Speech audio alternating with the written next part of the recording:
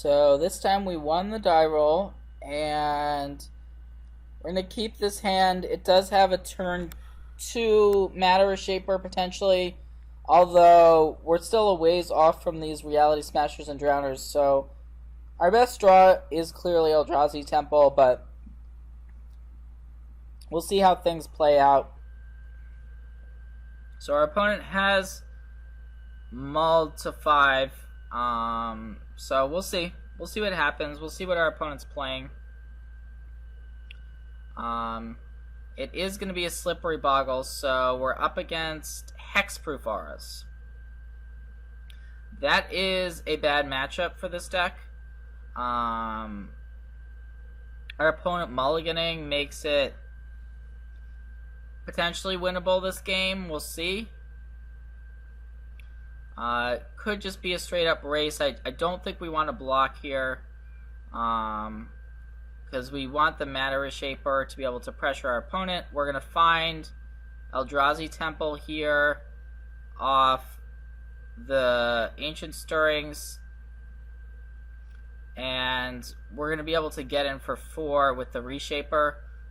We could have chumped last turn with Matter Shaper, but we just want to be able to pressure our opponent. We do not want to see Daybreak Coronet. It looks like our opponent's stuck on lands here. Or it's not stuck on lands. And we're seeing Hallowed Fountain, which actually means blue mana, which is pretty interesting.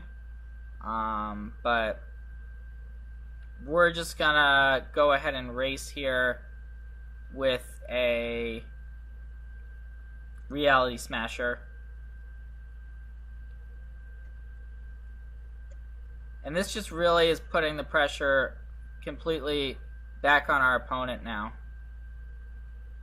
We don't know what the 3 cards our opponent might have is. We can play an additional Reality Smasher on our next turn. Spider Umbra is not a aura we are worried about. So if we're able to dodge a lifelink effect, we should be able to take this game down. And there's the lifelink effect. So if our opponent does actually attack with the Slippery Boggle, though, we're going to win on our turn with a Reality Smasher. So hopefully our opponent does attack from our perspective, but there was no attack. So the question is, what now? We can play both Drowner and Displacer if we want to. So that seems like a pretty solid turn. We could also play Displacer and try to attack with both. And then blink the creature that the Boggle ends up blocking. But I think we want to go ahead and play both Drowner and Displacer this turn.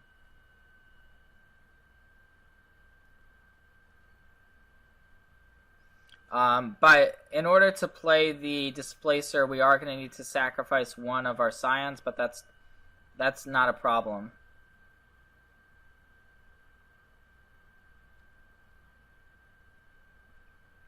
So we're still actually in a good spot.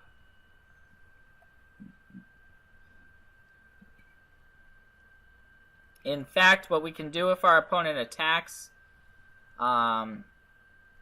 is we could chump with this Scion and then sacrifice it, but looks like no attacks, so I think we want to just go ahead and play this Reality Smasher.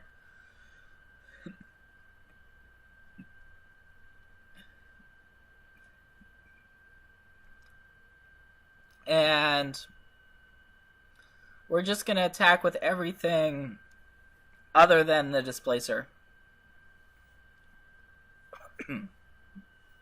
Whatever the Boggle ends up blocking, we are going to use our Displacer on that card.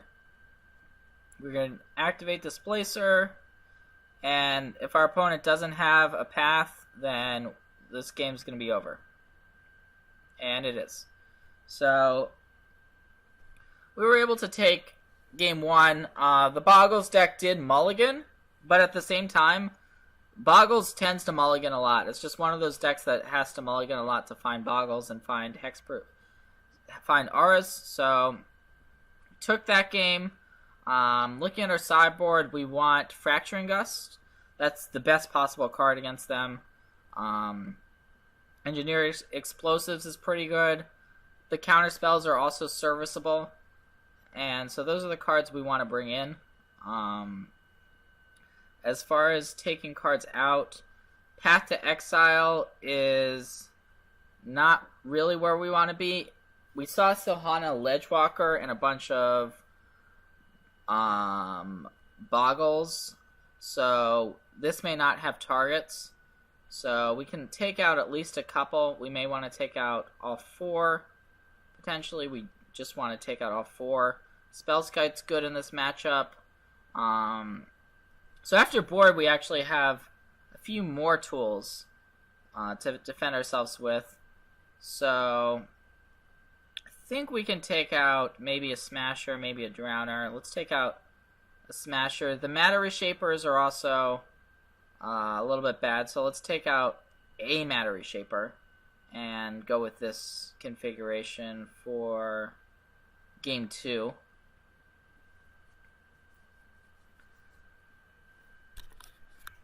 And so we are going to be on the draw. We'll see if our opponent keeps. We have the Fracturing Gust, so that's good news. We also have a turn 1 play and a potential turn 2 Sky Spawner or Reshaper.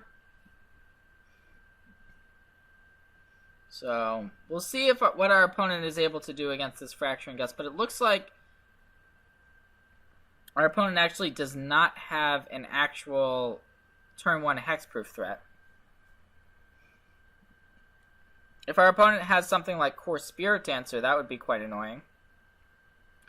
Looks like the plan may just be to suit up this Dryad Arbor. So there's an Ethereal Armor, there's a Rancor. So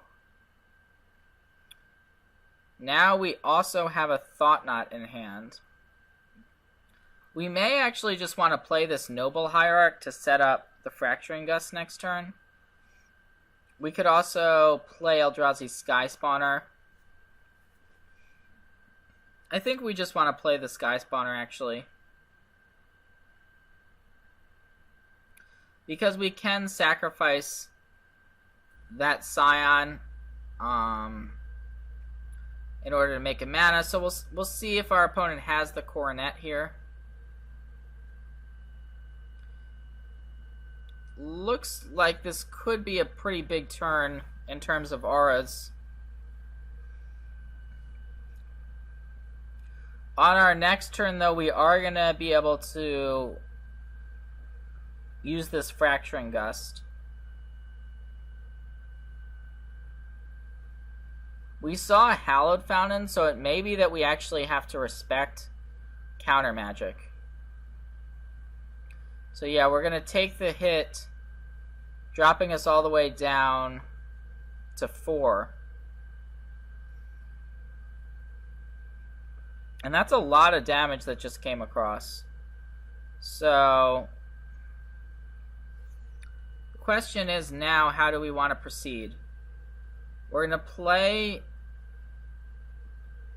this Cavern on Eldrazi, and I think we just want to pass the turn here and try to cast the Fracturing Gust during our opponent's turn.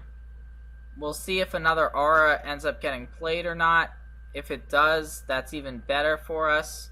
So there is another aura. So what's going to happen is our opponent's going to attack. Now we're going to sacrifice our Scion. And we're going to make the 3 mana we need for the Fracturing Gust. That's going to put us down to 2. But we are going to gain a bunch of life from the Gust. And we're going to be able to block our opponent's Dryad Arbor. So this is a pretty big blowout. Now we're up to 12. Our opponent still has a Rancor, but we can use the Sky Spawner to block the Arbor and basically completely nullify what our opponent was trying to do this game. We're We're going to play the Thought Knot now and just take the Hexproof Thread, I think. And yeah, things, I mean, that's the thing. If we draw our one of or our sideboard hate, then the matchup can really shift around, and we saw that. Now, it didn't have to be Fracturing Gust. Fracturing Gust was the best one, but if we had, say, a Spellskite this game, we would have also been in great shape. So it may seem like we got incredibly lucky to have our one single Fracturing Gust, but there's other sideboard cards we could have had that would have also been good. Our opponent also suited up a Dryad Arbor, so yep, that's going to be the match.